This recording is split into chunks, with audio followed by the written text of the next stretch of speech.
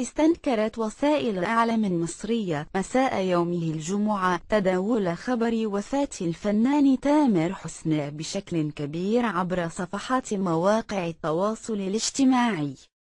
وقالت ذات المصادر استنادا لتصريحات مقربين من تامر أن الأخير على قيد الحياة ويستمتع بعطلته الصيفية وحفلاته بمصر رفقة زوجته وطفلتيه. وقد تم تداول خبر وفاة تامر حسني خلال حادثة سير خطيرة بمصر وحالة زوجته في خطر.